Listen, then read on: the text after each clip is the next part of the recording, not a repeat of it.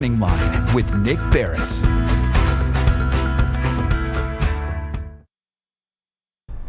Good morning, everyone. Thanks for joining us on Morning Line. Nick Barris coming to you this morning on a Tuesday. We've got a good show on tap for you. As always, we're going to invite you to join in the conversation. We'll get the phone number up there, and you can always call in if you'd like to join and talk with us. And we've got the subject matter this morning is going to be legal, so you can get some free legal advice with regard to elder care law. Some of the things happening out there right now, maybe near the end of the year, that folks need to think about and deal with. You know, we've heard kind of some of the latest news reports, many people wondering whether or not, citizens are going to be able to get another stimulus payment as we did the first time round. There is going to be a stimulus plan that's going to be passing likely before the end of the year, but it's not going to include, at least not yet, a $1,200 check that most Americans did get the first time around, which I know is a disappointment to many, but there will be relief for small businesses and others, but I know some were maybe counting on that, especially during the holidays. I'll just tell you that I think that's something that may come about into the new year. We'll check that out as we go. But if you have questions about finances, living wills, power of attorney, all that kind of stuff, you know who you can ask. It's not me, even though I've learned a lot of this stuff. Barbara McGinnis joins us with Takis and McGinnis. Good morning to you, Barbara. How are you? Good morning, Nick. I'm well. How are you? As always, it's nice to hear from you. How have you been? Anything crazy going on at the home office? No. We are settling in really nicely into our new building. Right. We're enjoying our space here. We have this very large office, so we can certainly social distance. We're grateful that we're all under the same roof and that we can see clients in person if they want to be seen in person. Some folks still choose to have virtual visits, like you and I are virtually talking.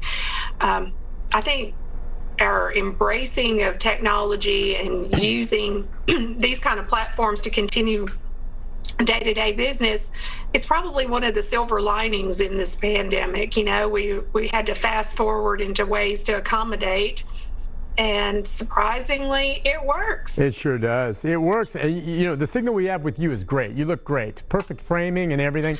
Just with regard to people coming in, I'm just wondering, at this time of year, is this typically a busy time for the elder law field? What I'm talking about is you embark upon the end of the year, you're coming to the new year. Are there things that folks need to think about right now that maybe typically is not something they're dealing with throughout the rest of the year? We know part of elder care law is actually helping older adults and disabled adults manage their care needs. It's not just the legal documents, but it's that managing of the continuum of care services and how does that get paid for. Sure. A lot of times in December, following the Thanksgiving visits, you have adult children that have come in and see their parents, and you see things aren't going quite as well as you thought they were when just on the phone. And so we usually do get an uptick in clients or prospects coming in wanting to talk about planning for care. Mom needs help. Mom and dad need help. What can we do? It's really opened my eyes to what something needs to happen. I think because fewer people visited over Thanksgiving, right. I think there's a lot of families still living in whether it's denial or just being unaware that there are mounting needs at home that are going unaddressed. Boy, you hit it right on the head there. And I wonder what your advice would be for folks with regard to, all right, during the holidays, sometimes maybe that's a time folks get to visit their loved ones, family does, in these assisted living facilities, and they see them. Well, this year, as you know, a lot of these places have been locked down. And aside from maybe Zooming like this or a phone call, you can't really see them. As a result, frankly, Barbara, I've been hearing from several folks, and we're working on some stories where because, no one's really watching it closely, and you know how it is. If family members go, the people working there know it. And if they're not, frankly, I hate to say this, but sometimes the care of the patient slacks. And if you can't get in there to see them and you're worried about whether or not your folks are getting the care they need, how would you go about doing that? I mean, from my perspective, my brother and I, we try to talk to our folks every day, and we keep in touch with management there just to check in, not interrogating them, but just saying, hey, we talked to our folks, things are going well. Because I just worry, without us being able to go in and actually physically see how they're doing, we don't know. You're absolutely right. It is a problem. And unfortunately, we hear a lot of stories as well about families that they're not able to visit their loved one in a facility. And we understand that because of trying to protect these people, the residents, trying to protect them from the COVID. But communication seems to have dipped to an all-time low. Yeah.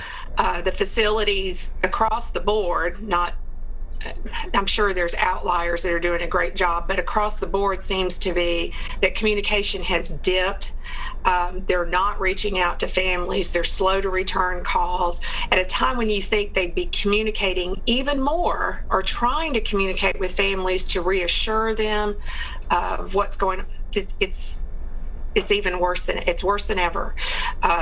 Care plan meetings that are not happening or they're not effective. Window visits that they're supposed to be able to do, now you have to schedule window visits. I have families that say the blinds were drawn at my scheduled window visit time. Right. The blinds were drawn. My loved one was not prepared to visit with me. There's nobody there to help with the with a call. So yeah, it's really sad. So I certainly understand why people are not wanting to move into those facilities or why some people are choosing to leave those facilities and have care at home.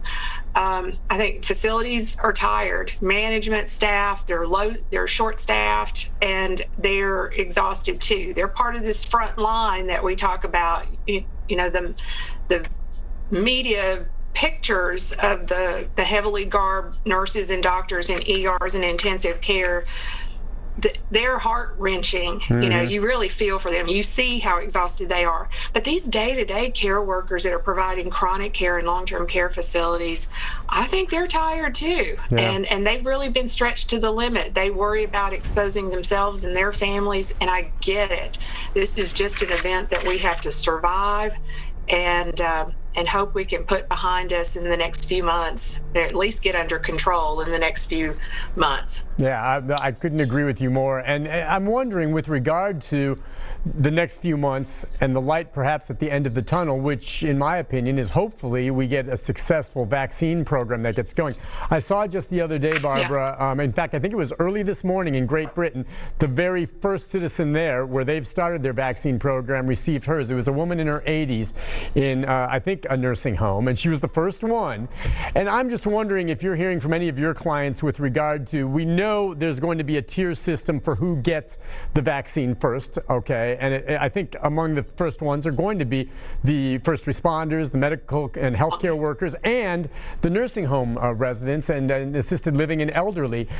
Is there anything your office does with regard to, helping families, get in line to line up and be maybe first with their loved ones, the older ones, to get that shot?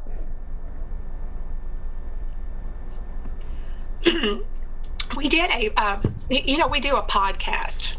And our podcast yesterday, that was recorded yesterday, it'll air next week, was with Dr. Lynn, who's a primary care physician here in Hendersonville. And we talked about vaccines and the importance, trying to dispel some of the myths, making people feel comfortable to take that. I think that's going to be one of our challenges. Is there's first was the creation of the vaccine. Second is going to be the distribution.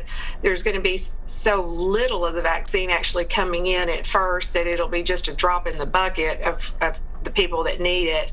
But then the folks that it is available to, their willingness to take the vaccine will be a huge obstacle to overcome. So making sure that people know the truth and that they are comfortable in taking these vaccines. I think you'll see a lot of elders that will line up just as quickly as possible to take it so they can return to a near normal life. We struggle with quality of life in these facilities is often not what we'd hope for it to be, and certainly now it's again, sure, worse. It's something that's worse than ever.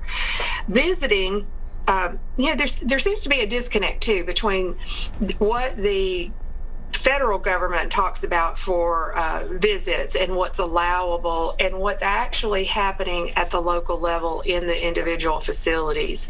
So one of the things that CMS, that's the Center for Medicare and Medicaid Services, has issued is a statement that says residents can leave the facility during the holidays for family visits. Now, they can, should they? Right. So that's really going to be the safety a issue. facility, Yeah. a safety issue, whether or not they should. And basically, while they retain that right, there was a waiver of a lot of resident rights that relate to visitations.